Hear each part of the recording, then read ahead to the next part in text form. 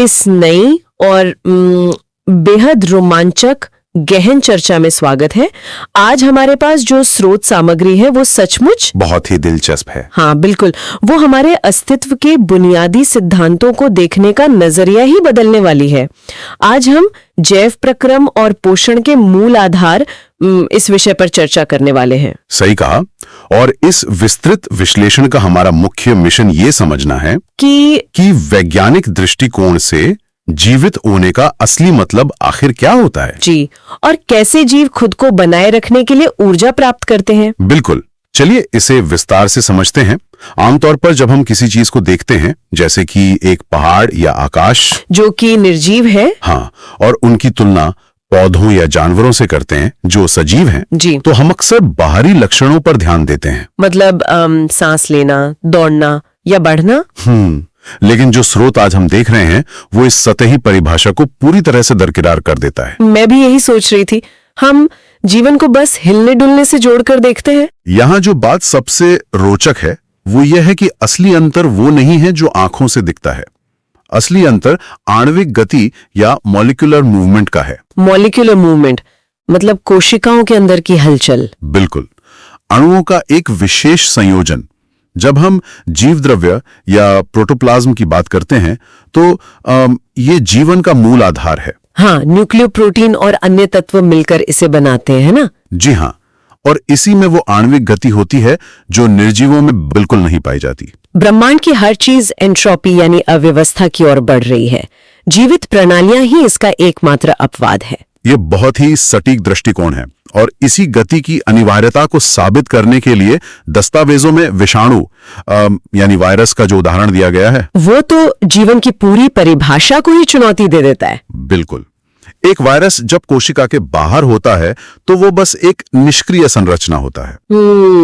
उसे तब तक सजीव नहीं माना जाता जब तक वो किसी जीवित कोशिका को संक्रमित नहीं करता। यही तो वो सबसे बड़ा आहा पल है। जैसे ही वो उपयुक्त कोशिका के संपर्क में आता है, वो मेजबान की मशीनरी को हाईजैक कर लेता है और आणविक गति दर्शाने लगता है। ये सच में एक निर्जीव कण का जीवित इकाई में स्विच ऑन होना है। और ये हमें बताता है कि शारीरिक संरचना का एक पूरा क्रम है। कोशिका से ऊतक, ऊतक से अंग, अंग से अंग तंत्र और फिर पूरा जीव। ये सब एक साथ काम करते हैं। सही कहा। लेकिन ये सब सुन के मेरे दिमाग में एक सवाल आता है। जी बताइए। जब हम सो रहे होते हैं तब भी हमारा शरीर कैसे काम करता रहता है? मतलब हम तो कुछ नहीं कर रहे होते। यहीं पर अनुरक्षण या मेंटेनेंस की प्रक्रिया आती है। जीवों के शरीर की टूट फूट को रोकने और वृद्धि के लिए ऊर्जा चाहिए होती है। तो ये ऊर्जा कहाँ से आती है? ये ऊर्जा श्वसन की जटिल प्रक्रिया से आती है। अच्छा। हाँ, जटिल खाद्य पदार्थों को उपचयन और अपचयन यानी ऑक्सीडेशन और रिडक्शन के जरिए सरल बनाने की प्रक्रिया को ही हम श्वसन कहते हैं।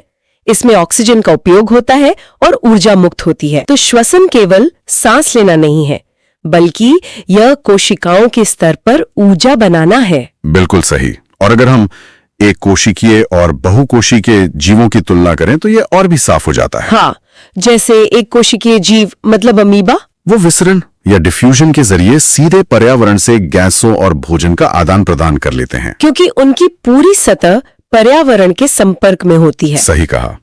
लेकिन बहुकोशिकीय जीवों में जैसे इंसानों में ये संभव नहीं है। हाँ, हमारी तो अरबों कोशिकाएं अंदर छिपी हैं। इसलिए हमें एक जटिल परिवहन तंत्र या ट्रांसपोर्ट सिस्टम की आवश्यकता होती है और साथ ही हानिकारक अपशिष्ट उत्पादों को बाहर निकालने के लिए उत्सर्जन तंत्र की भी। ये तो शरीर के अंदर एक पूरे औद्योगिक नेटवर्क जैसा है। बिल्कुल।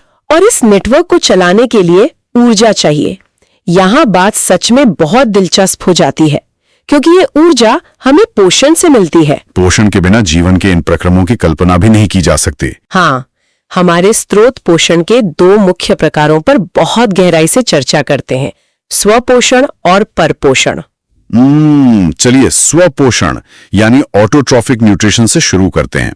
अगर हम ग्रीक शब्दों को तोड़ें तो ऑटो का मतलब है स्वतः और ट्रॉफ का मतलब है पोषण। तो जो अपना पोषण खुद करते हैं। जी, हरे पौधे सूर्य के प्रकाश, कार्बन डाइऑक्साइड और जल का उपयोग करके क्लोरोफिल की उपस्थिति में अपना भोजन खुद बनाते हैं, जिसे हम प्रकाश संश्लेषण कहते हैं।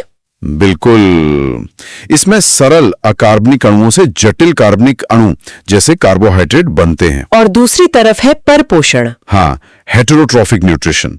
हेटेरो यानी विषम या पर, और ट्रॉफ यानी पोषण। जंतुओं और कवकों में तो क्लोरोफिल नहीं होता, तो वो तो अपना खाना खुद नहीं बना सकते। सही कहा, इसलिए वे दूसरों पर निर्भर हैं। यहाँ वो जटिल कार्बनिक अणुओं को ग्रहण करते हैं और उन्हें तोड़कर सरल अणुओं में बदलते हैं, जिसे डिग्रेडेशन या निम्नीकरण कहा गया है। जी। अब अगर हम इसे बड़े परिदृश्य से जोड़ें तो परपोषण के भी 3 बेहद रोचक प्रकार हैं जिन्हें समझना जरूरी है। हाँ, मैंने भी उन तीनों प्रकारों के बारे में पढ़ा। पहला है मृतजीवी पोषण या सैप्रोफाइटिक। सैप्रोस का अर्थ है अवशोषण। इसमें जीव मरे हुए जीवों से घुलित कार्बनिक पदार्थों को अवशोषित करते हैं। कवक और कुछ बैक्टीरिया इसके बेहतरीन उदाहरण हैं। लोग अक्सर इन्हें नजरअंदाज कर देते हैं, लेकिन ये पर्यावरण के लिए बहुत अहम है ना? बिल्कुल, ये प्रकृति के अपघटक या डिकम्पोजर्स हैं। इनके बिना प्रकृति में मूल तत्वों का पुनः चक्रण या रिसाइकलिंग हो ही नहीं पाएगा। तो अगर ये न हो तो पृथ्वी पर सारा कचरा और मृत शरीर बस जमा होते रहेंगे। हाँ, और मिट्टी को नए पौधों के लिए पोषक तत्व नहीं मिलेंगे। ये तो बहुत ही जरूरी है।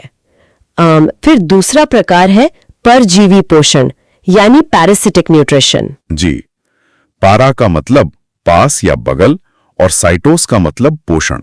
इसमें जीव किसी अन्य जीव के शरीर के अंदर या बाहर रहकर तरल रूप में अपना भोजन प्राप्त करते हैं। हाँ, और उस अन्य जीव को पोषी या होस्ट कहा जाता है। अमरबेल इसका एक बहुत अच्छा उदाहरण है, या फिर जानवरों में टेपवर्म और मलेरिया के परजीवी। ये तो एक तरह से विकासवादी हथियारों की दौड़ है। परजीवी बिना मेहनत किए पचा पचाया भोजन ले लेते हैं। बिल्कुल। अब परपोषण का तीसरा और शायद सबसे परिचित प्रकार देखते हैं, प्राणिसम पोषण या होलोजोइक न्यूट्रिशन। होलोजोइक, होलो मतलब पूर्ण रूप से और जोइक मतलब जंतु जैसा। एकदम सही। इसमें जीव ठोस या तरल भोजन को जंतुओं की तरह ग्रहण करते हैं और फिर उसे शरीर के अंदर पचाते हैं। अमीबा, मेढक और खुद मनुष्य भी तो इसी श्रेणी में आते हैं। जी हाँ, हम भोजन को चबाते हैं, फिर एंजाइम्स उसे तोड़ते हैं और कोशिकाएं उस ऊर्जा का इस्तेमाल करती हैं। ये सोचने वाली बात है। हम अक्सर खुद को प्रकृति से अलग समझते हैं, लेकिन ऊर्जा प्राप्त करने के मामले में हम भी इसी प्राणिसम पोषण की श्रेणी का हिस्सा है। बिल्कुल, हम सब एक ही बायोकेमिकल नेटवर्क से जुड़े हुए हैं। तो इन सब का क्या अर्थ है? हमने जीवन को वीडियो पसंद आए तो लाइक करें और चैनल को सब्सक्राइब करें।